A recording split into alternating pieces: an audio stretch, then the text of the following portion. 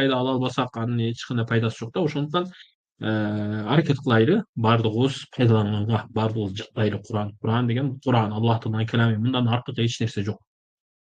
Ошондуктан Куранды жакшы жаттаганга, Куранды туура жаттаганга, жанадан туура окуганга баардыгыбыз иншалла аракет кылайлы туугандар.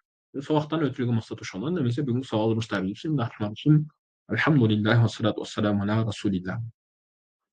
Бүгүн буюрса, Куранды жаттоодун дагы бир сиздерге өзгөчө бир эмелерин айтып беремин. Кээ бир ыкмалардан өзүм колдонуп жүргөн же болбосо кээ бир туугандардан угуп жүргөн ыкмалардан айтып беремин тууган сиздерге. Анан ага чейин адамда өзү ошол Куранды жаттаймын, Куран хафиз боломун, Куранды жатка алып жүрөмүн деген же болбосо ушул Ясин сүрөсүн мен жатка билген мусулмандардын катарына кирем, Табарак сүрөсүн жатка билген мусулмандардын катарына кирем, 10 сүрөнү, 20 сүрөнү, жок эле дегенде 1 параны, 2 параны жатка билген мусулмандардын катарына кирем деген адамда желание болуш керек.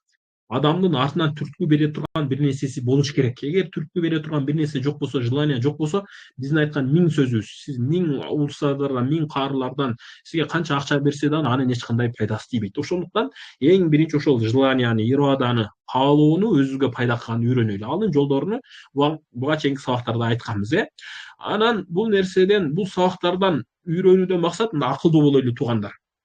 Кээ бир адамдардын жашы жетип калган болушу мүмкүн, мен билем. Бул жакта сабакка катышкан кээ бир туугандар бар, алардын жашы келип калган, 60га келип калган, 40га келип калган, 30га ар кандай туугандар катышып жатат. Кээ бирөөлөр Россиядан катышып жатат, кээ бирөөлөр Кыргызстандан, кээ бирөөлөр башка мамлекеттерден катышкан туугандар бардыгы бар арасындачы. Микрофондорду жаап алыңыздар туугандар.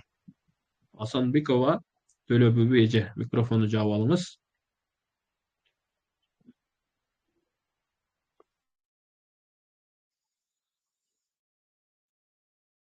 Бул жактагылар да Хамза, Байкет микрофондорду жаап алыңыздар.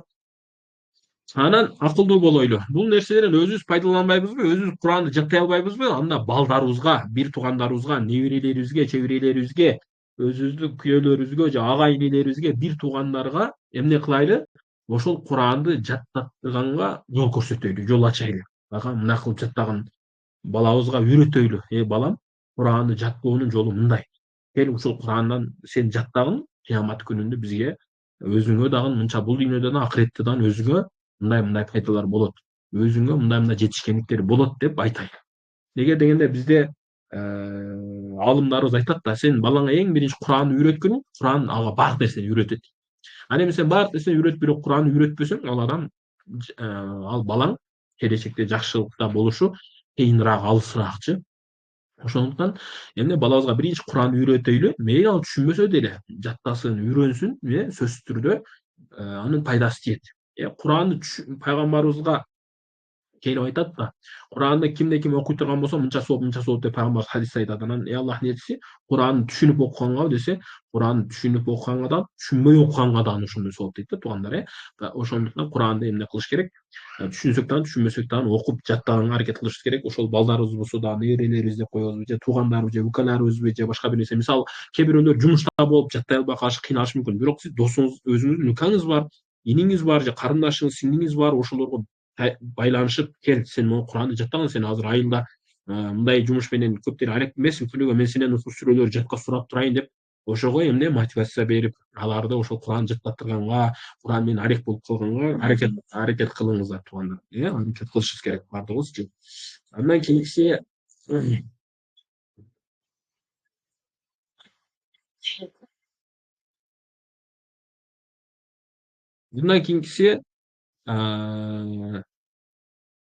дайыма түрткү бере турган бир эмеден болуш керек. Бир себептер болуп туруш керек адамгачы, Куран жаттаганга же болбосо Куранды жатка алып жүргөнгө. Эмне үчүн Ясинди жаттап жатасыз? Эмнеге Табаракты жаттап жатасыз? Пайдаларынан себеби. Эми ошол пайдалар инсан дайыма бир темпте эмес да. Инсан кээде түшүп кетет, кээде мындай болуп турат, кээде мындай болуп турат дегендейчи. Баягы бизде кыргыздар айтып коет го, инсан кээде жигит кээде төмүнөт, жигит кээде жөө жүрөт деген ошондой. Кээде сен Куран баарын жаттап салгың келет, кээде сен эч нерсе жаттагың келбей калат. Инсансың да сен ошол себептенчи. Эми ошол нерсе дайыма сен ылдыйга карап түшүп кете беришиң, дайыма кайталанбаш үчүн эмне бир артында бир түрткү бере турган нерсе болсо өтө жакшы. Мисалы, досуң менен жарыш. Мисалычы, Өзүңө план койгон, бир жуманын ичинде Ясин толук жаттап бүтөм, бир жуманын ичинде Бакараны толук жаттап бүтөмүн. Кээ бир адамдар ушул убакка чейин унутпасын жаттай элек. 2 күндө жаттап бүтөм деп ушул сыяктуу пландар коюп, 2 күндө аткара албасаң өзүңө жаза катары бир нерселерди колдонуп, балаңа, балаң атасын жакшы көрөт эди, атасы дүйнөдөн өтүп кетти, же болбосо чоң атасын жакшы көрөт эди, чоң атасы дүйнөдөн өтүп кетти. Ага айткын, чоң атаңдын ушундай кыямат күнүндө бай болушуну, чоң атаң ушундай алтын нурлуу тажылар кийишин каалайсыңбы? Чоң атаң? Ооба каалайм. Анда сен Куран жаттасаң, иншалла ошол чоң атаңа дагы ушундай сооптор болот деп, эгер сен окуп туруп артынан күнүгө Куран катын багыштап тура турган болсоң, мындай сооп болот деп. Эгерде бирөөнүн бир туугандары өтүп кеткен же балдары өтүп кеткен, анын артынан күнүгө Куран окуп багыштасаң эмне жесин, туурабы? Ушул нерсени жаттап коюп багыштасак эң жакшы нерселердин да. Мисалы Айман Суэйт деген шейх бар, билесиздер, авторитет тажвид илими боюнча. Ошол айтат, 14 жашымда атам өтүп кетти дейт. 14 жашымда атам өтүп кеткенден кийин дейт, мен ал убакта Куран жаттайт элем. Бир 2 парага жетер жетпес Куран жаттаган эдим. Эми баштаган эдим дейт, 14 жашымдачы. Анан мен устазыма барып, устазым мен ошол 1-2 күн эми атам өтүп кеткенден кийин, билесиңер, эми адам атасы өтсө кыйынчылык болот тууган, туурабы? Устаз ошону карап айтты дейт, атаң өткөнгө билебиз. Бирок сен андай чөкпөгүн. Сен эми атаңдын өлгөндөн кийин сен аны кайта алып келе албайсың. Атаңдын өлгөндөн кийин бактылуу болушуну, өлгөндөн кийин ошол кыяматта өтө бир чоң бир жакшылыктарга жетишини каалайсыңбы дейт да устазычы. Ооба каалайм. Мисалы эмне десе, сен Куранды толук жаттап жатка алып жүрө турган болсоң, кыямат күнүндө сенин атаңа ошол күндүн нурунан да нурлуу болгон тажы кийсин деп айтты дейт. Ошол нерсе Куран жаттап бүткөнгө чейин ушул убакка чейин эмне мага болуп келди дейт да. Караңыздар. Ошондой эле туугандар, кээ бирөөлөрүнүн ата энеси өтүп кеткен, кээ бирөөлөрүнүн бир туугандары өтүп кеткен. Ошол Курандарды жаттап жатка алып жүрсө, же болбосо небереси же бир анын, мисалы сиздин жашыңыз келип калгандыр, балким бирок кичине балдары бардыр анынчы, ошол балдарга жаттаттырганга аракет кылайлы, жол көрсөтөлү жана башка. Бирөөдү Куран жаттаттырыш үчүн сөзсүз түрдө алым болуш шарт эмес, кары болуш шарт эмесчи. Ага эмне? Жол көрсөтүш керек. Мисалга алганда, мен больницага барыш үчүн сөзсүз түрдө мага доктур больница бул жака келгин деп айтыш шартпы? Жок, шарт эмес да, туура. Больницага любой эле көчөдөгү адам туруп, мына больница, городской больница могул жакта, детский больница могул жакта, хирургия бул жакта, могул больница бул жакта десе, ошону сөзүн эшитип кете берем, туурабы? Неге дегенде мага больницаны көргөзүп жатат ал адамчы. Мага шарт эмес, ал мага сөзсүз түрдө доктор болушучу, же болбосо бир врач болушу шарт эмес. Же болбосо мисалы сиз Баткенге Бишкектен жол тартыңыз, Баткенге барып, Баткенге кетип жатканда сөзсүз түрдө баткендик адамдан жол суратыш керек, Баткен качта депчи. Баткендик адамдан жол сурасаңыз, ал сизге жакшыраак айтып бериши мүмкүн.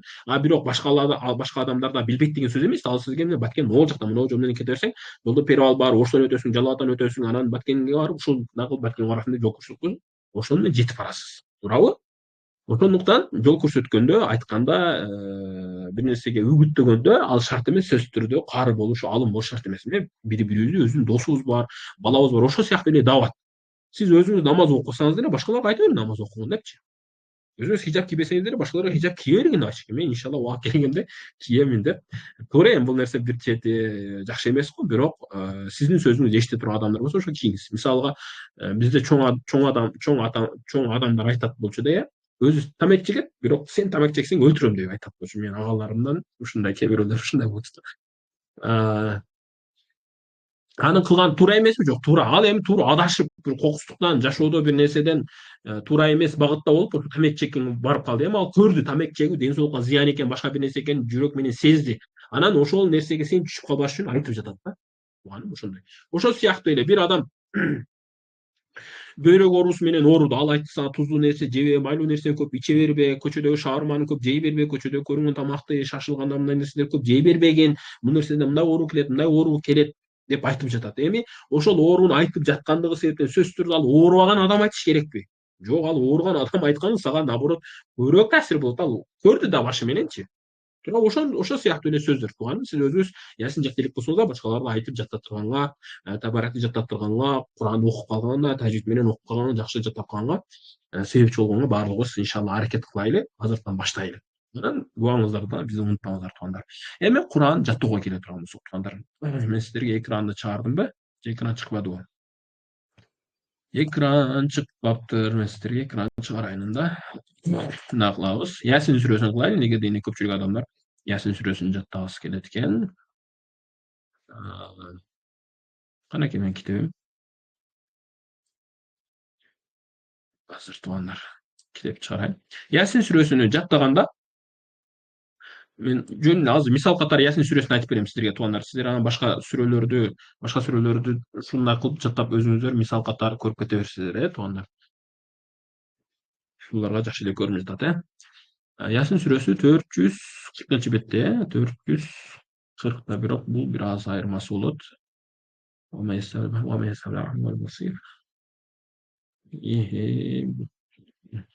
Жаттаганда туугандар эң биринчи туура окуганды үйрөнүш керек туугандар. Эң биринчи туура окуганды үйрөнүш керек. Китеп чыкты, баарыңыздар алыңыздар, китеп көрүнгөн болсо, эми Телеграмдан көрүнүп жатат. Инстаграмга катышкандар же Google Meet'ten катышкандарга көрүнбөйт бул нерсе. Мен Телеграмдан көрүп жатсам, неге деген Телеграмда адамдар көп, ошол жактан жакшыраак көрөт.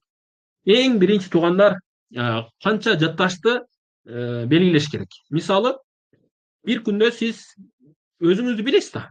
7 аят жаттай аласыз, 6 аят жаттай аласыз, же 5 аят жаттай аласыз, же болбосо 3 аят жаттай аласыз. Бул ар кимдин өзүнүн иши. Эми ошол канча аят жаттай алсаңыз дагы, ал нерсени эмне кыласыз? Расчетун аласыз. Ошол нерсени эми туура окуганга эмне кыласыз? Биринчи аракет жасап баштайсыз. Туура окуганга. Телефон шат этип жатат бизгечи.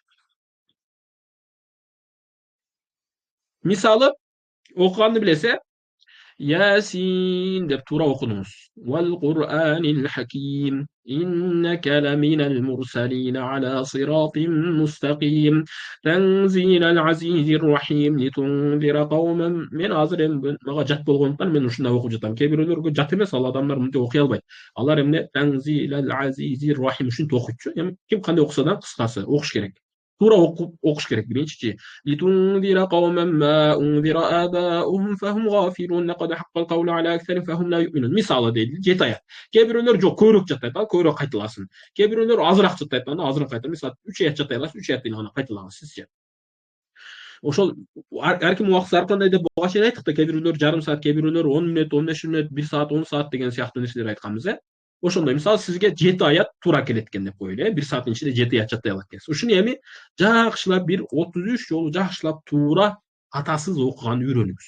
Эгерде өзүңүз бир жерден шектенип жатасызбы, могул жер мисалга Вал Кур'ан болуп окулабы же Вак Кур'ан болуп окулабы, шектенип калдыңыз. Анда эмне кылыңыз? Эмтирди коюңуз да угуңуз. Же болбосо бирөөдөн сураңыз, билген адамдан мону кантип окулат деп. Же эгерде бир устазыңыз болсо, азыр онлайн устаздар көп. Азыр 21-кылымдабыз туугандар. Биз интернетти колдонгонду билиш керек.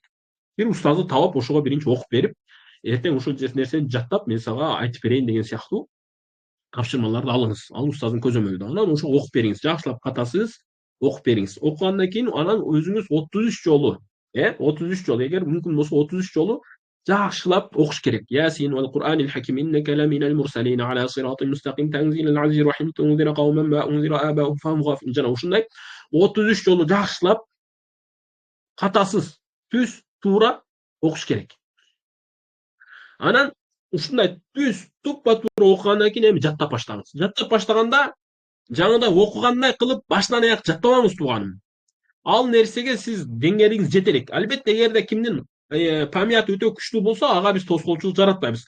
Ал адам кааласа 1 беттеп жаттасын, кааласа 1 аяттап жаттасын, кааласа 10 аяттап жаттасын, биз ага эч кандай тоскоолчулугубуз жок. Аны эми памяты жөнөкөй, бизге окшогон жөнөкөй адамдардыкын кантип жатташыбыз керек мындай. Бир эмени жаттооңузга, памятыңызга карап 3кө бөлүңүз, бир катарды. Муну катар деп коет, Кур'анда муну сатыр деп коет. Ушуну бир катар деп коет тууган. Ушуну 3кө бөлүңүз. Кандай?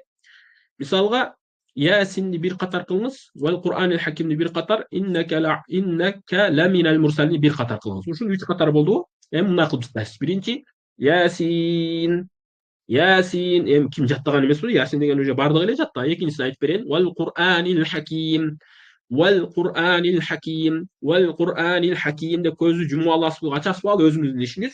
Көздү жумгандан бирок тезирээк жаттайсыз. Вал Кур'анил Хаким, вал Кур'анил Хаким. Ушундай жат болду. Эми экөө жат болду, эми экөөнү кошуңуз. Ясин вал Кур'анил Хаким болду. Эми аны таштап туруп кийинки өтөсүз.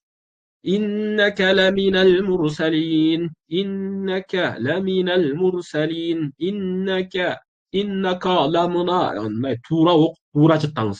Иннека ламинал мурсалин, иннека ушундай кылып эми 33 жолу, 50 жолу, эми ар ким ар кандай жаттайт, ошол жат болгончо кайталаңыз. Иннека ламинал мурсалин, иннека ламинал мурсалин. Жат болду, эми үчөөнү кошуңуз.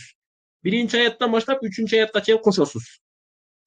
Ясин вал Кур'анил хаким, иннека ламинал мурсалин деп ушуна коштуңуз. Кээ бирөөлөр мындай болбойт.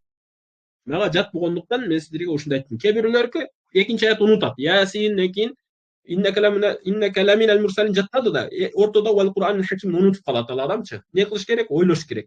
Неде, кандай эде деп аракет кылып, анан жат болгондо ушундай. Жат кылыш керек. Жаңыдай Ясин вал Кур'ан вал хаким деп мындай нерсе жат эмес. Жат болуш керек, шатыратып окуй турган болуш керек жат болгондочу. Ясин вал Кур'анил хаким иннека ламинал мурсалин. Ушинтип 3 аят жаттадыңызбы? 4-чү аятка өтүңүз. Ala siratim mustaqim. Бул жакка өттүңүз. Tanzilal azizir rahim. Муну жаттадыңыз. Анан литундира каумен ма. Муну ол жерге чейин жаттай бересиз. Аятты бөлүп жаттасаңыз болот. Сөзсүз түрдө аяга чейин жатташ шарт эмес. Жаңыда айттым, 3кө бөлүп алыңыз бир катар депчи. Литундира каумен ма. Литундира каумен ма. Анан ундира абаухум. Ундира абаухум. Ундира абаухум. Ушундай кайталап бетке чейин жаттадыңызбы? Анан экөөнү кошуңуз. Литундира каумен ма. Ундира абаухум. Жат болду, эми аягын. Фахум гафилун, фахум гафилун, фахум гафилун деп айтып, сырттан айтып жаттаган эң жакшы. Кулак дагы көнөт, ооз дагы көнөт, ой дагы көнөт, Фахум гафилун деп, эгер колдон келсе бакырып да жаттасаңыз болот. Үйдө эч ким жок болуп, эч кимге тоскоолчулук жаратпасаңыз же жумушта же көчөдө, анан көчөдө бакырып окуп жүрсөңүз, бирөөсү жинди айтып жүрөсүң, ал жагына караңыз. Фахум гафилун, бирөөлөрүн аякта аялыңыз уктап же балаңыз уктап жатса алардын уйкусун бузуп, андай да болбойт. Баары жакта этибар кылыш керек болот турганда. Мен Кур'ан жаттам, силер уктап жатасыздар деп баардыгын эме кылып салган болбойт. Ошондуктан баардыгына көңүл бурабыз туугандар.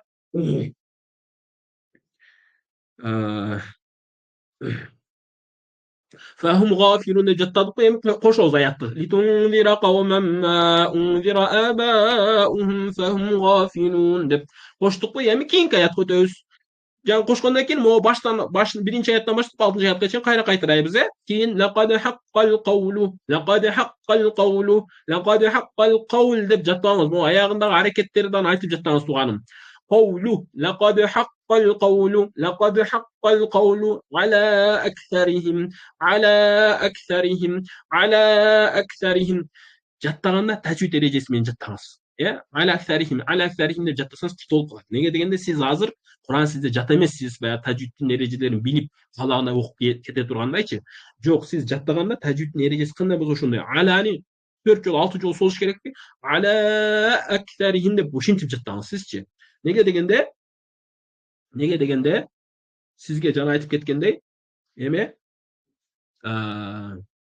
Кур'ан пока жат эмес. Сиз тажвидти өзүңүз каалагандай эрежени алып кете албайсыз. Ошол себептен тууганым, эмне кылышыңыз керек? Тажвидтин эрежеси менен жатташыңыз керек, Ала аксарихим жат болду, экөөнү кошуңуз. Лакад хаккал каулу ала аксарихим. Эми кийинки фахум ла юминун, фахум ла юминун. Ушундай жаттадыңызбы? Кошосуз эми. Лакад хаккал каулу ала аксарихим фахум ла юминун. Жатка, карап эмес, жатка кошуп, ушундай 7 аят болду. 7 аятты эми баштан аяк окуйсуз. Жатка. Ясин вал Кур'анил хаким иннека, албетте жаңы тажвид менен мен сиздерге батыраак айтып жатам, Ушинтип аягына чейин фахум ла юминунга чейин окуйсуз. Ушинтип жаттагандан кийин, жат болуп шатыр болгондон кийин кайрадан 33 жолу же эң азыда 100 жолу, карекелерге 100 жолу деп айтабыз албетте. 100 жолунан кем эмес кайталап коюшуңуз керек. Ясин вал Кур'анин жатка кайталап койсоңуз, сонун болот бул нерсе. Ушул сыяктуу эле Табарак сүрөсү, ушул сыяктуу эле башка сүрөлөр, мисалы Ар-Рахман сүрөсү, ушул сыяктуу эле Вакия сүрөсү, ушул сыяктуу эле башка Бакара, Алимрон, башка дагы сүрөлөрдү ушинтип эле жаттайсыз. Аз эле убакыт кетет бул нерсегечи. Болгону отуруш керек, телефонду өчүрүш керек да, жөн гана отуруп жаттап койсоңуз, тез эле жаттап коесуз. Ошол сыяктуу эле кээ бирөөлөр мисалы Ваддуха сүрөсүн жаттап жаткандар, кээ бирөөлөр Эмен жаттап жаткандар, ушунча жаттасаңыз болот. Эгерде памятыңыз күчтүүрөөк болсо, анда 2 аяттан жаттаңыз же 3 аяттан жаттаңыз, же 1 катардан толук жаттаңыз, же болбосо 4 катардан жаттаңыз. Ушул сыяктуу майда-майда кылып бөлүп жаттаганда жакшы. Жаңыгыдай кээ бир адамдар 5 катардан 1 жаттайм дейт да, мындай чыкканда Ясин вал Кур'анил хаким иннека ламинал мурсалин Fahum la yu'minun. Ушул жерге чейин мисалы 3 катар окуйт дагы ушуну кайталап отура берет. Андан кийин жатташ кыйын. Башындачы, башында кийин оңой болуп калат алчы. Башында кыйын ал нерсечи. Жөнөкөй адамдарга эмне эме кылганы жакшы эмес. Жакшы эмес туугандар. О. Макул кызым азыр. Бар, аяка барып мен сабак жатам. Эшикти жап эшикти. Жап эшикти. Жап эшикти. Жап эшикти.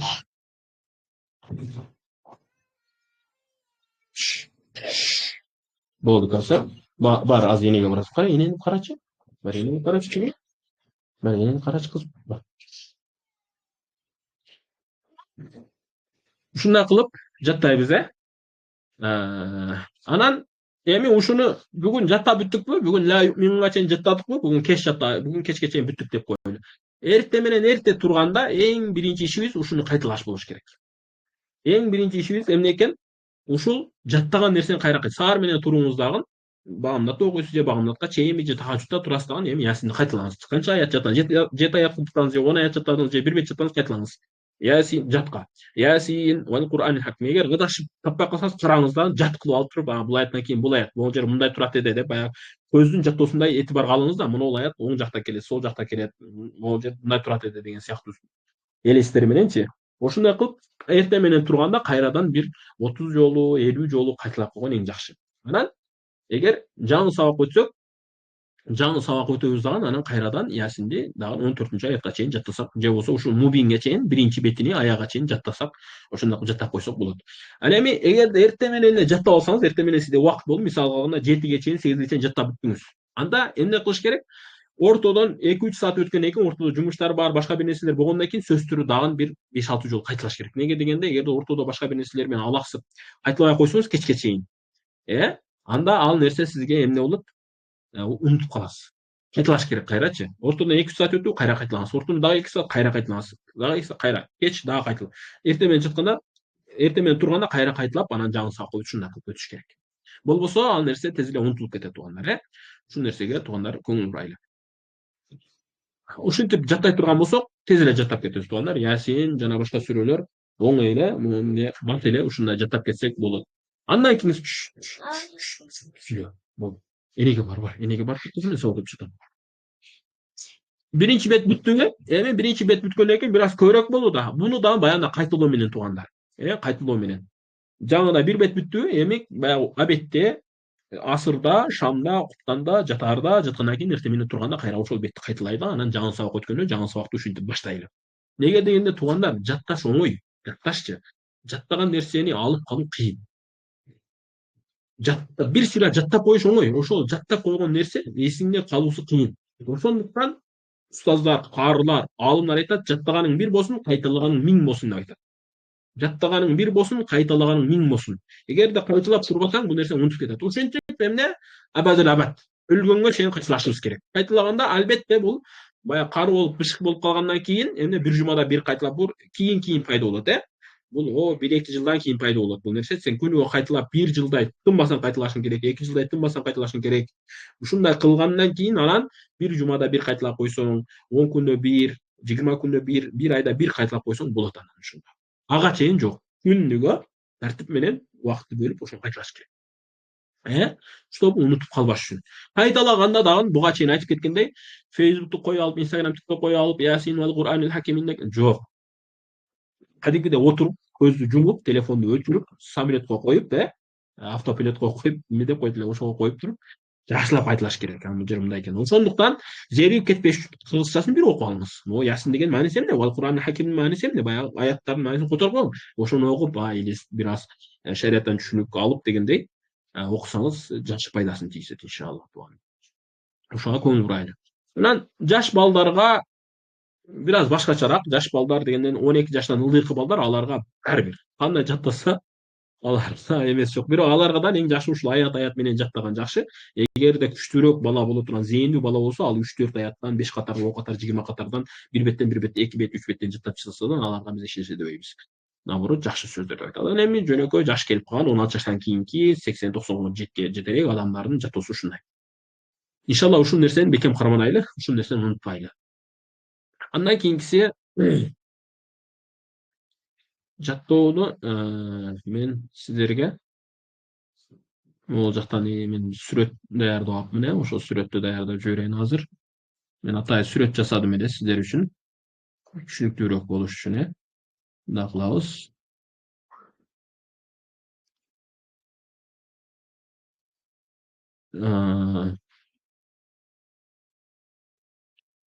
Азыр экинчи сүрөттү да коюп коеюн. Чтобы сиздерге могу экрандан көргөзүп берсем, кичине көбүрөөк түшүнүктүүрөөк болот да туугандар, ошону көргөзүп берейин. Жаттоо кайталоо бизге өтө зарыл маселелерден туугандар. Жаттоонун сүрөтү мындай. Сүрөтүгө келели. Мен атайын китеп жазып жатам негизи. Бул бирок китеп даяр эмес. Иншалла бир убакыт келгенде даяр болуп калат. Мынакей жаттоо, мынакей могул жогору жакта айтканда мондай болот. Биринчи мен бул жакта Соффа сүрөсүн эми ар кандай мисалдар менен түшүндүрүп жатам. Соффатты биринчи бир аятты бир жактайлы. Вассоффати соффа, вассоффати соффа, фаззажират. Биринчи муну бүтүрдүңүзбү? Экинчиге өтүңүз. Ваззажирати фаззажирати зажра, фаззажирати зажра. Аны жаттап экөөнү кошуңуз. Вассоффати соффа, фаззажирати зажра. Үчүнчүнү жаттаңыз, фаталияти тикра. Ошентип жаттап кете бересиз. Бирок жагындай артыңызды кайталай эле турган болуңуз да. Бир күндө сиз мисалга темен кылсаңыз 10-20 аят жаттай алсаңыз, анда 15 аят жаттап туруп, калган 5 аятка кетүүчү убакытты кайталоого бериңиз. Кайталаганда сөзсүз түрдө бышык жакшылап кайталаш керек анычы. Эгерде бышык кайталай албасаңыз, анда ал нерсени тезирээк унутуп калышыңыз болуп ыктымал. Андан кийинкиси сөзсүз түрдө бизде кайталоодо эмне болуш керек туугандар? Кайталоо ар бир убакыт сайын болуш керек. Адам унутуусу, адам мээси бул инсанбыз да биз туугандар. Биз баягындай флешкадай же болбосо бир материалдык нерсе эмеспиз. Могу нерсени мындай коюп койсо бизде тура бере турган андай деңгээлде эмеспиз биз. Биз инсанбыз, баягы инсан күчтүү болсо деле, бир спортсмен болсо деле, бирок ал машыкпай бир ай жөнүнөн тамак жеп эч жака баспады, эч кандай кылбаса деле, ал эмне кылат? Күчү кетет. Баягы өзүнүн опытунун, өзүнүн формасын жоготот деп коет спортсмендер. Ошондой эле мээнин дагы формасы болот. Ал мээни сен күчөттүрүп турсаң, артынан кайталап аракет кылып турсаң, ал нерсе сага өнүгүүнү берет. Ал эми арттан кайталабасаң, арттан эч нерсени жасабасаң, ал нерсе эмне экен? Адамды унутууга алып барат туугандар. Ошондуктан артынан кайталап туруш керек. Караңыз, адам башкы 10 мүнөттүн ичинде жаттаган нерсе 100% болсо, 100%ынча турат. Караңыз, эми 20 мүнөттө жаттаган нерсе 80%га түшүп кетет да. Ошондуктан жаттаган нерсени тез кайталап жүрүш керек. Кайталоо үчүн сөзсүз түрдө үйдө отуруп алып, бир караңгы жерде, комфорт зонада, медреседе, мектепте же болбосо университетте отуруп шарт эмес. Басып жүргөн жерде кайталай бересиз. Карылардын көпчүлүгү басып жүрүп окуйт Куранды. Басып жүрүп окуган эң жакшы услуптардан. Сиз машинеде жаңы буга чейин айттык го биз. Ишке кетип жатканда кайталап кетиңиз.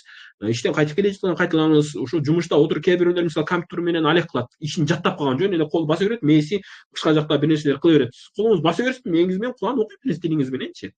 Кээ бирөөлөр базарда турат. Базарда туруп жөн эле телефону менен чуккан жок, Куранды окуп жаттап, ошону кайталап жүрбөйт артыңызданчы. Туурабы? Кээ бирөөлөр кафеде тамак кылат. Тамак кылганда баягы майыңыз кызганча кайталаңыз. Үрүчүңүз, суу тартканча кайталаңыз. Жана башка дегендейчи. Караңыз. Машалла, машалла. Вася, печать. Кээ бир адамдар ушундай кирип алып, өзгөчө бир нерселер кылып жатат. Вообще эмеси жок болгон адамдардан, уяты жок болгон адамдардан. Бир саатта караңыз 50%га, 50%дан да ылдыйга түшүп кететчи. Уже бир күндөн кийин сиз жаттаган нерсенин 40%га түшүп калат. Жаттаган нерсенин 40% калат. Сизде кичине элестери гана уже билбейсиз. А бизге Куран 100% болуш керек. Эгерде сиз бул баягы маанавий болгон нерселерге дагы тиешелүү да туугандар. Эгерде сиз бир материал окусаңыз, ал материалды дагы кайталап турушуңуз керек. Эртеси күнү бир кайталап койсоңуз, түнүктү бир кайталап койсоңуз, сизге эмне пайдасы болот. Пайдасы болот туугандар. Ошондуктан ошол нерсеге көңүл бурайлы. Анан могул жакта кээ бир кафырлар кирип алыптыр. Васия деген бар, мусулмане бир белакат деген орустар турат. Орустар бизге проблема жок силерден пайда болушуна. Кыскасы алар менен ишибиз жок. Ушундай кайталоон бул нерсе жөн эле мен өзүм жасап койгон нерсе эмес. Бул эмне? Эгерде интернетке жазсаңыз, Кривая Эббингауза деп жазсаңыз, сизге эмне ушул немесин бул кандай келип чыккан, адамдын жаттоосунун начарлашы же болбосо жаттаган нерсени унутуп калуу кандай деңгээлде болот, ошонун баардыгын эмне көргөзүп берет бул нерсечи. Андан кийин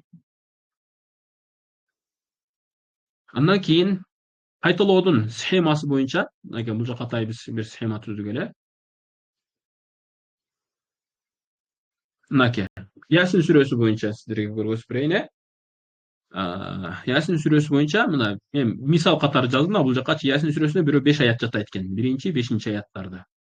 Сиздерге көрүнүп жатабы? Көрүнүп жатат экен, 1, 5 аяттарды жаттай алат экен алар. 1ден 5ке чейин аят жаттай алат экен. Эми бул адам эмне кылыш керек? Өзүнүн убактысы бар ар бир адам. Мен аны айта албайм, сен бул убакта кылгын, бул убакта кылбагын деп. Неге дегенде, бирок мен жакшысын айтам, эң жакшысы бул багымдыктан кийин эртең мененки убакыт эң жакшы Куран жаттагангачы. Эгерде колдон келсе, ушул убакыттарда Куран жаттаган эң жакшы болот. Анан башкалар эми өзүнүн бош убагына карап жаттай берет. Мисалы бирөө Ясин сүрөсүнүн 5 аятын жаттаса, баягындай жол менен жаттайт. Кандай жол менен? Мынакей могу төмөндө көрсөтүп кетпедикпи? Субханалла. Мынакей могу жакта көрсөтүп кетпеди? Биринчи муну жаттап, анан муну жаттап, анан мындай кылып, анан үчүнчү, төртүнчү ушундай кылып 5 аят жатташ керек депчи. Эми ошондой кылып 5 аят жаттагандан кийин эмне кылат? Ар бир аятты 10 жолунан окуш керек.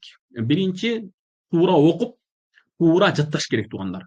Жаттаганда кайра айтабыз, бышык кылып жатташ керек. Эгерде бышык кылып жаттабасаңыз, ал жаттаган жаттоо болуп этибарга алынбайт. Аны сиз тез эле унутуп каласыз туугандар.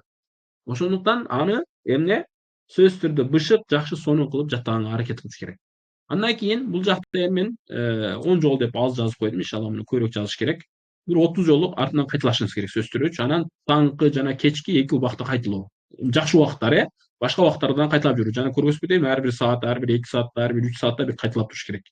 Экинчи күнү эмне кыласыз? 6 аяттан 10 аятка чейин жаттайсыз. Баягы кайталагандан кийин, албетте, багымдыктан кийин. Анан ошол баягы 5 аятка 5 аят коштуңуз да кечээгечи, ошону кошо кайталайсыз, экөөнү бириктирип алып, анан жалпысынан баягы кийинки аятты өзүнчө жана айтпадыкпы 50 жолу 100 жолу депчи, ошону кайталагандан кийин анан экөөнү кошуп дагы кайталап коюш керек, кошумчачы. Мисалга алганда бүгүнкү жаттаган тапшырманы 50 жолу өзүнчө кайталаңыз, жатка кайталагандан кийин кайталагандан кийин эмне кылышыңыз керек? Артынан экөөнү кошуп дагы бир 50 жолу же 20 жолунан кайталап койгон эң жакшы болот. Ошол сыяктуу эле ушинтип кете бересиз. Качанга чейин Ясин сүрөсүн бүткөнгө чейин. Эми бул жакта бул мисал 1 аяттан 5 аятка чейин деген мисалдар катары жазылып тургандар. Ким көбүрөөк жаттаса, адан да жакшы, азыраак жаттай тургандар ага да ушундай. Ошол сыяктуу эле туугандар Табарак сүрөсү. Эң биринчи жаттаганда туугандар Табарактан баштасаңыздар ham болот. Эгерде 10 сүрөнү жаттап, бир сүрө эмен жаттап койгон болсоңуздар, Табарак сүрөсүнү жаттап коюш керек. Мисалы 1-3 аятта анан кайра 10 жолунан кайталап, бул баягы 10 жолу дегендер караңыздар аз болгон өлчөмдөргө жазганбыз да булардычы, 3 аятты 10 жолу кайталап коюу деген. 3 эле аят да, көп болсо көбүрөөк кайталаш керек дегендейчи. Жана дагы баягы таңкы кечки убактарда дагы кайталоо деп. Анан бул күнүгө кечинде жатарда мүлт окуш керек. Ал эми Ясинди күнүгө эртең менен окуш керек. Эртең менен окуу, эгерде биздин группаларга кошулсаңыз, сизге Ясинден хадиялар болуп турат. Туугандарыңызга хадия кылсаңыз болот, жана башка дегендей. Жаттоонун жеңил ыкмаларынан жана кайталоонун түрлөрүнөн ушул. Андан кийин туугандар бизге жаттоонун түрлөрү боюнча же болбосо ошол жаттаган нерсебиз кантип унутпаштыгыбыз боюнча. Эң биринчи айтып кеткендей, күнүгө Куранды үзгүлтүксүз кайталоо. Мейли бул кайталоо окуу менен болсун же угуу менен болсун. Аялдар этеккири келип калганда Куран окулбайт, билесиздер. Жатка дагы окулбайт, Куранчы жатка окулбайт. Уксаңыздар болот. Же болбосо көз менен окусаңыздар болот. Тилди кыймылдатпастан көз менен окусаңыздар болот. Же болбосо уксаңыздар болотчу. Жаңы жаттаган жерди жаңыда 50 жолу дедик же 100 жолу дедик, ошону кайталагандан кийин Анан баягы кайталап жаттап койгон жерлердин баардыгын кайрадан кайталаш керек. Ал эми баягы бизде күнүгө намаздарды окуйбуз го, эмени окуйбуз, Ихлас, Фалак, Нас, асырды окуйбуз, асыр сүрөлөрү. Аларды көп деле кайталаш шарты жок. Неге дегенде алар күнүгө намазда кошуп турабыз ошол себептенчи, э. Анан эгер колдон келсе окуганда жана дагы жаттаганда түшүнгөнгө аракет кылыш керек. Эгер тафсирлери менен окусак, бир устаздардын тафсирлери бар атайын эмелердечи. Интернеттерде бар. Ошол мисалга Ясин сүрөсүнү жаттардан алдым, бирөөнүн тафсирин угуңуз, же тафсирин окуңуз ошонунчу. Же мисалы сиз Ваддуханы жаттайын деп жатсаңыз, Ваддуханын тафсири толтура интернеттечи, YouTube'га жазсаңыз эле чыгат. Ошонукуну эчтиңиз мисал алгандачы. Же жана башка дегенде устаздардыкы бар атайын. Ошолорду угуп, түшүнгөнгө аракет кылган эң жакшы. Негеден түшүнүк менен жаттасаңыз, ал сизге көбүрөөк пайда болот. Андан кийин ошол жаттаган нерсени унутуп калбаштыгы үчүн нерселерди айтып жатабыз. Үчүнчүсү, жаттаганга жана дагы кайталаганга бир туруктуу убакытты белгилеш керек туугандар. Бир убакытта, белгилүү бир убакытта кайталай турган болсок, бизге жакшы пайдасы болот. Неге дегенде ошол убакытта адат кылыш керек. Значит, адатка айлантырыш керек да туугандар. Эртең менен же болбосо обедте уктай турган болсоңуз, сүннөт катары, обедте кичине уктап тургандан кийин кайталаган, жатка кайталаган эң жакшы. Анан убакыт бөлүш керек күнүгө. Жарым саат белгилүү убакытта. Мисалга алганда кээ бир сүрөлөр бар да, аны сиз 15 мүнөт эле кайталап коесуз. Жок, аны сиз 20 мүнөт убакыт бөлүп, кайрадан экинчи жолу кайталап баштаңыз жана башка деген. Кайталаганда туугандар, мисалга Наба сүрөсүнү жаттап бүткөндөн кийин да, биз күнүгө кайталап туруш керек деп элек, эми жаттап бүткөндөн кийин, жат болгондон кийин кайталаганда баштан аяк кайталаш керек туугандар, баштан аяк. Мисалы Ясинди жаттап бүттүңүзбү, бир бетини 20 жолу кайталап жок. Баштан аяк кайталаш керек. Ясинден баштап эмеге чейин, акырына чейин, акырындагы аят кандай эле эмеде, акырында аят, кысасы ошол акырында аятка чейин, Соффаттын башыга чейин баштан аяк 6 бетти бир сыйра кайталаш керек. 6 бетти бир сыйра, 6 бетти бир сыйра, ушундай кылып кайталаган эң жакшы болот. Ошондой эле табарактыдан баштан аяк бир, табаракаллезинен баштап аягына чейин, эмеге чейин, нун калам сүрөсүнүн башыга чейин бир кайталаш керек. 2,5 бет, ошол сыяктуу эле башка сүрөлөр, Шамс сүрөсү жана башка сүрөлөр. Андан кийин үчүнчүсү, намаздарды окуп туруш керек. Намаздарды окуш. Ясин сүрөсүн жаттадыңызбы? Багымдаттын сүннөтүн эртерээк баштаңыз дагы. Ясин сүрөсүн толук бойдон багымдаттын сүннөтүн да окуңуз. Табаракты жаттадыңызбы? Толук бойдон витр важипти окуңуз. Үйгө барып алып, мисалы таспихти жамаат менен дуа кылгандан кийин же болбосо экирекке сүннөт же болбосо немени окугандан кийин үйгө жатардан алып күнүгө адат кылып алыңыз. Табарак сүрөсүн жатардан экирекке сүннөткө бөлүп, экирекке нафилге бөлүп туруп окуңуз же тахажжудта туруп алып окуңуз. Мисалга алганда сиз эмеден Байинадан баштап Наска чейин жаттапсыз. Эми ошону полный жаттадыңызбы? Ошону намаздарды окуңуз бөлүп. Мисалы Байина сүрөсүн багымдаттын сүннөтүгө, неге дегенде жамаат менен окуйсуз да, же болбосо аял киши болсо багымдаттын фарзга Байина, беркисиге сүннөтүгө Байина, андан кийинки эмеге Зилзала. Ушундай кылып бөлүп намаздарга мындай бөлүп койгон жакшы. Неге дегенде бизде 5 убакыт намаз бар, ошол 5 убакыт намазга ошол канча жатамыз, ошонун баарын ошол жака киргизип коюш. Неге күнүгө окуп туруш керек да. Бираз бизде Ихлас, Фалак кайталанып жаткан, ал нерселер эстен чыкпайт. Имамдарыбыз дагы ошону кайталай берет да. Ошондуктан баягы жаттаган нерсенин баардыгын намаз окуган эң жакшы. Биздин устаздар айтат. 10 жолу карап окуганга караганда 1 жолу жатка окуган эң жакшы. Көбүрөөк пайдалуу дейт да. 10 жолу жатка окуганга караганда 1 жолу намазды окуган эң сонун пайда дейт. Ошондуктан намазды окуган жакшы. Анан карыкелер дагы сөзсүз түрдө таравихке чыга ала турган, таравихте хатым кыла ала турган деңгээлде Куран болуш керек сөзсүз түрдө. Хатым чыга албасаңыз, анда сиз карыке эмессиз тууганым. Анан эгер жатта жатканда башында сөзсүз түрдө сабаттуу устаздардын кол астында жаттай турган болсок эң жакшы. Неге дегенде биздин каталарыбыз айтат жана башка. Анан баягы жаттаганда туугандар сөзсүз түрдө бирөөгө өткөзүп берейли. Бирөөгө өткөзүп берейли. Анан телефондо азыр кээ бир приложениялар бар. Сен жатка окусаң, жатка окуп бересиң, ал телефон сага жазып берет аяттардычы. Ошондой приложенияларга окуңуз. Эми бул деген телефонго алдырып койбоңуз, анан барып TikTokко кирип кетчи, Instagram же башка бир нерсе болуп кетпеңиз. Же кагазга жазыңыз. Арабча жазганды билсеңиз, арабча жазып үйрөнүш керек. Негизи Куранды эң жакшы жаттоонун жолдору, кечээ биз 3-өйүн айтканбыз, эми 4-үнчүсүн кошобуз, бул эме кагазга жазуу. Жазсаңыз жат болот Куран, тез жат болот. Африкадагы эң мыкты карылардын чыгышка себепчи болгон ушул жазуу. Алар жаттайт этип, анан кагазга жазып өчүрөт. Кагазга жазып, кагазга дейм да, эмеге, тактайга жазат да, өчүрөт аларчы. Тактайга жазганда биздикине ручка эмес, кол менен жазат алар мындай кылыпчы. Ошондой кылсаңыз эң жакшы. Кагазга жазсаңыз, кагазды жазууңуздан кийин күйгүзүп, өртөп, күнүнө сууга агызып, же болбосо көмүп салсаңыз сиз үчүн эң жакшы, Жазып, кагазга жазып, же болбосо телефонго баягы приложенияларга айтып үйрөнүш керек. Кийин ыхластын болуусу, жанадан Аллах үчүн жатташ эң абзел маселелерден дегенбиз. Анан Куран менен жашаганды үйрөнүш керек. Куран менен жашаган дегенден максат эме турсаң, жатсаң баардык Куран менен болгонго аракет кылыш керек. Албетте эгер кары болом десеңиз, балаңыз болсо да балаңыздан ушуга үйрөтүңүз. Же тартып сөз түрк табаракты окутуңуз, эртең менен турганда Ясинди окуп туруңуз. Имам Лакнави да айтат да, имам Лакнави 10 жашындабы, кыскасы 10 жашыга чейин Куранды толук жаттаган адамдар да, чоң алым киши, бизде Ханафи мазхабынан. Атасы эртең менен бамдатты окугандан кийин, жаш кезинде, ошол 7-8 жашында окугандан кийин үйдүн үстүгө чыгарып коет экен. Куранды полный катым кылмайынча түшпөйсүң депчи. Анан алар ошол жакта Куранды полный катым кылгандан кийин, ошентип канча бир жылдар күнүгө эртең менен жатка Куранды катым кылат, анан түшөт ушундайчы. Ата эненин эмеси, эми жаш бала билбейт да кайсы нерсе азыр пайда, кайсы нерсе мага зыян алып келет билбейт. Аларга сиз эмнени көрсөтсөңүз, эмнени үйрөтсөңүз ошол нерсени алат. Ошого азыртан аларга үйрөтүш керек да. Ясинди күнүгө эртең менен оку, табарак эртең күнүгө менен оку. Күнүгө сен 1 беттен жатта, 10 беттен жатта, 20 беттен жатта.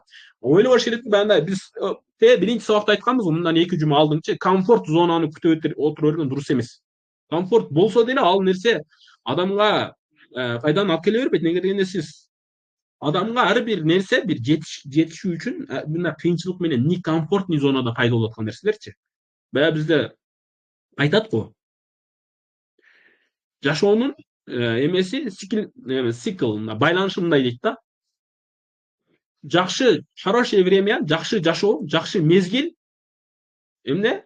Трудное время, оор жашоону пайда кылат дейт да. Оор жашоо күчтүү баатырлар пайда кылат. Күчтүү баатырлар жакшы жашоону пайда кылат. Жакшы жашоо оор жашоону пайда кылат. Же болбосо жаман мындай жакшы жашоо жаман адамдар пайда кылат. Жаман адамдар жаман жашоону пайда кылат. Жаман жашоо баатырлар пайда кылат. Баатырлар жакшы жашоо пайда кылат деп ушундай цикл бар го, билесиздер, Хорошее время деген сыяктуу орусчасы келет мунун, көбүнчөсү орусчасы машгур. Ушул нерсе, ушундай. Эми ошондой эле карылар дагы же болбосо бир нерсеге жетиш үчүн сиз сөзсүз түрдө бир комфорт зона, жакшы нерседе болуш, ал адамды көп учурда жакшылыкка жетирбейт. Көп учурда мындай бийик адамдар андай болбойт. Баягы кедейдин үй бүлөсүнөн же кыйынчылык көргөндөр көбүнчөсү ошондой эмелерге жетет. Ошол сыяктуу эле Куран жаттаганда дагы сиз башында кыйналасыз, башыңыз ооруйт, башка бир нерсе болот, ал нерселерди көнүш керек, аракет кылыш керек. Неге дегенде сен кыйналбасаң, нанын таттуу болбойт да сенинчи. Маңдай тер менен табылган нан таттуу болот деген, бизде дыйкандын эмеси тамагы таттуу болот деген бизде сөз бар, кыргыздарда. Эгер адашпасам, ушул сыяктуу сөз.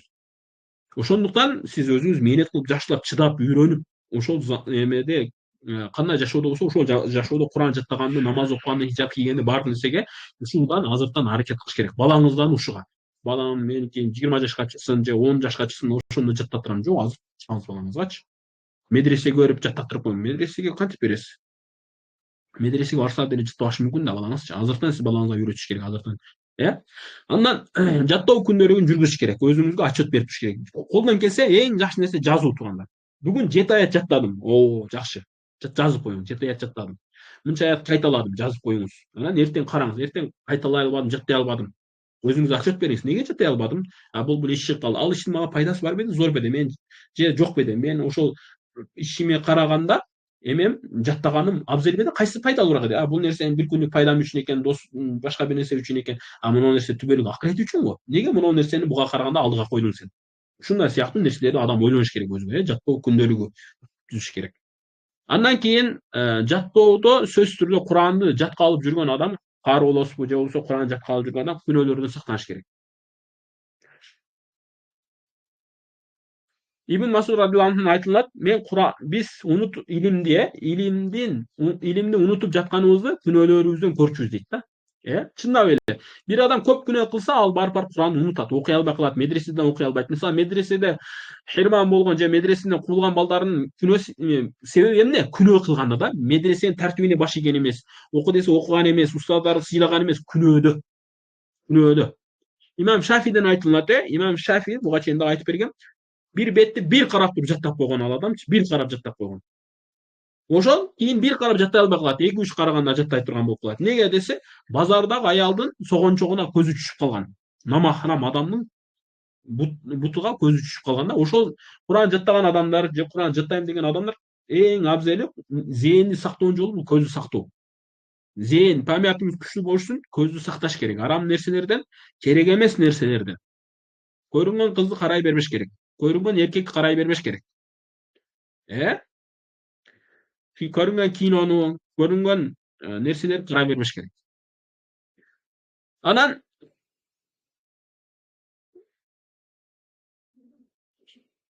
көңүлдү тынчтандыруу керек, туугандар. То есть эмне акыл эс негизи эле кары адамдар мындай бир нерсеге чөгө бербейт. Алар дайыма шатта жүрөтчү.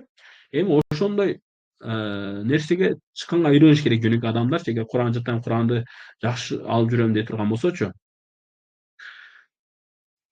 көрүнгөн нерсеге капа болуп, көрүнгөн нерсеге таарынып, дайыма баш оорудун, мен мындай болуп калдым, мындай болуп калды, өзүңдү дайыма чөктүрүп жүргөн дурус эмес. Сен Аллахтын кулусуң, сен мусулмансың, Куран жаттап жатасың, сүйүн ошол нерсегечи. Мындай дайыма чөгүп жүргөн дурус эмес, э.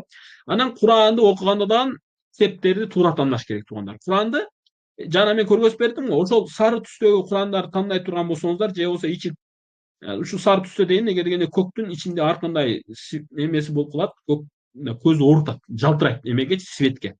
Ошого ага окшогон нерсеге караганда Курандын эмесин тандайт экенбиз, сары түстөгү монондой жакшы эмедеги түстөгү Куранды тандаган жакшы. Жакшы басмадагы, жакшы барактары эме болгон. Эми макул 1000 сом кетсе деле, 500 сом кетсе деле, 200 сом кетсе деле, жакшысын тандаган жакшы болсун. Мынакей ушундай Курандарды тандаганыңыз эң жакшы болот, туугандар. Неге дегенде кээ бир Курандар бар да, анын ичинде сизди ташвишке орнотурат ал нерсе. Мынакей сырты мондай кызыл, ичи мындай, ушундай Курандарды тандаганыңыз эң жакшы, э. Менин Кураным дагы ошого окшош, жана көптөгөн карыларга ушундай. Мынакей башталыштары ушундай, туугандар. Анан баягындай Ал Куранул Муяссар деген бар. Эме жеңил жаттоо Куран дегеничи, ичи түстөргө боялган, сары, кызыл, жашыл болчу, бизде биякта турат, эми алып көргөзбөй эле коеюн. Андай Куранды тандабаган жакшы. Неге дегенде көзгө эмет. Эгер аз Куран жаттайм мен, кары болом деген ниетиңиз жок болсо, анда сиз ошондой Куран тандаганыңыз сизге жакшыраак. Ал эми кары болом дегендер болсо жок, мондай сары түстө тандаган эң жакшы аларгачы. Балаңыз болсо, балаңызга азыртан бир Куран менен жаттанга үйрөтүн. Неге дегенде биз айтпадыкпы? Памяттын бир канча түрү бар. Ошонун бирөөсү фотографический память деп. Сиз көзүңүзгө кандай илинген болсо, ошондой жаттап каласыз да, сиз могул жерде бул жакта деп элестетип жүрөсүз. Кийин башка Куран карасаңыз, бул жакта экен. Уже мээңизге оорчулук пайда болот да, бир азчы. Ошондуктан бир Куранды жаттаңыз, бир түстө. Ушундай түстөгү Куран, мынакей моундай Куран, э ушул басмадагы Куран бизде Кыргызстанда, Орто Азияда кеңири кеткен, э. Мынакей ушундай жазылганда, мынакей ушул түстө. Эми туру кээде мындай эме болуп, мындай моундой жазмада эмес, кээде тоголок болуп калат, кээде 3 бурчтук, кээде 4 бурчтук, кээде тик бурчтук болуп калат. Анын айырмасы жок. Кыскасы ушундай болсо болот, э. Ушул басмада болсо эң жакшы, туугандар. Мындан кийинкиси өчүрөйүн эми бул да, же кайра керек болуп калабы? Өчүрүп кое берейин. Андан кийинкиси эмне? Куранды туура тандоо дедик, ниетти, ихластуу туура кылуу дедик. Аллах Тааладан дуа кылып сураш керек. Аллахтан дуа кылып, ey Аллахым, менден Куранды алып койбо. Менден Куранды алып койбо. Куран мага туура түшүнүк бергин. Куранды дайыма менде жат алдырып жүрүн депчи. Анан териктерди карылар менен шерик болуш керекчи. Алар сизге карылар менен шерик болуш керек дегенден максат сизге Курандын мазмунун айтып турат, Куранды сизге эскертип турат да, туугандар, э. Анан жаттап жатканда, кайталап жатканда, эгер көп Куран, бир 10 пара, 20 пара жаттаган болсоңуз, эме кылыңыз. Күнүгө кайталап жетишпесеңиз, күнүгө кайталап жетишкен эң жакшы сон. Колдон келсе ошондой кылыш керек. Эгер жетпесе, эң көп, мисалга 15 парадан кылып алыңыз, э. Бүгүн 15 пара, эртең 15 пара. Бүгүн 15 пара, эртең 15 пара. Ушундай кылсаңыз эң жакшы. Мен башкы 15 пара эмеден баштап, Фатихадан баштап эмеге чейин, Мариямга чейин, э. Кафа айн синге чейин. Андан кийин эртеси күнү Мариямдан баштап Наска чейин, аягына чейин ушундай кылып окуган эң жакшы. Эгерде андан ага күчүңүз жетпесе, анда 10 парадан кылып алыңыз. Эмне?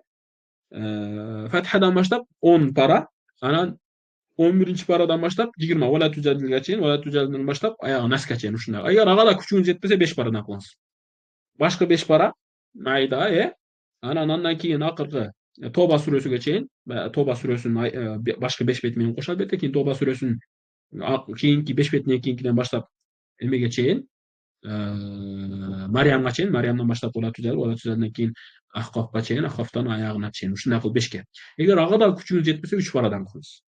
3 парадан күчүң жетпесе 1 парадан кылыңыз. Ушундай кылып дайыма кайталап туруш керек Куранычы, дайыма. Ал эми баягындай 1 пара 2 пара жаттагандар сиздерден ушундай.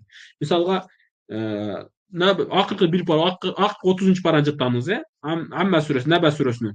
Наба сүрөсүнү күнүгө кайталасаңыз, ошол 1 параны кайталасаңыз эң жакшы. Жетишпесеңиз 5 бет бөлүп коюңуз. Набадан баштап 5 бет. Кайсы жерге чейин болуп калат? Абаса өтөт, абаса бүткөндөн кийин эмеге чейин, Валилул мутаффифиндин үстүндөгү кайсы сүрөдө? Ошол сүрөгө чейин, ал сүрөдөн баштап эмеге чейин, Ваш-Шамске чейин, Ваш-Шамстан баштап Байнеге чейин ушундай кылып 5 беттен бөлүп коюңуз. Эгер агадан күчүңүз жетпесе, анда 2 беттен кылып бөлүп алыңыз. Наба сүрөсү, Назияттын башкы 5 катары, 6 катары. Анан кийинки Назия сүрөсү 2 бети менен кийинки бет ушундай кылып 2 беттен күнүгө 2 беттен ушундай кылып общий Куранды жаттаган жерди бир кайталап туруш керек. Эртең кечке чейин Ихлас Фалакты кайталап туруп, бир жак кайталап койсоңуз унутуп каласыз анычы. Биздин туугандарда мисалы кээ бирөөлөр ушундай жаттаган, бош убактысында жаттайт да Курандычы, жаттап анан кайталабай калып унутуп калган ал нерсечи. Ошондуктан жана айтып кеттик, намазда кайталган эң жакшы депчи. Намаздарга бөлүп коюңуз. Багамдаттын сүннөтүгө, бул фарзга бөлүп, пейшиндин сүннөтүгө мындай кылып бөлүп койсоңуз эң жакшы. Анан унутуп калсаңыз, мен окуй албайм десеңиз, намаздан бир сүрө кайталап коюң намазга чейин. Намазды сөзсүз түрдө жаттап туруп анан окушат эмес, кайталап коюп анан кийин бала кирип окуй бериңиз мисалы алгандачы. Анан жазууну айттык. Анан колдон келсе көп угуп жүрүү керек, Көп угуп жүрүү керек. Анан өмүр бою кайталоого ниет кылыш керек. Дайыма өмүр бою кайталап жүрүш керек. Улуу биздин алымдарыбыз айткан, Курандан эң оор нерсе сактап калуу. Анткени ал тез кетет. Курандан эң оор нерсе Куранды сактап жүрүү. Эң оор. Жаттап коюш оңой эле. Жаттап коесуз тез элечи. Бирок унутуп каласыз. Той болгондо, үйлөнгөндө, бала чакалуу болгондо унутуп каласыз. Ошондуктан Куранды алып жүрүү эң кыйын маселелерден. Иншалла биздин колдон келгени сиздерге айта турган кеңешибиз ушул. Ушул менен сабактар бүттү. Эгерде сабактардан пайда алган болсоңуздар, жакшылыктарга себепчи болгон болсок, Аллах Таалам өзү кабыл кылып, бул акырыбыздын жакшылыгы үчүн жазган болсун. Кемчиликтер болсо, баарыңыздардан кечирим сурайбыз. Дуаңыздарда бизди унутпаңыздар иншалла. Каарылар болуп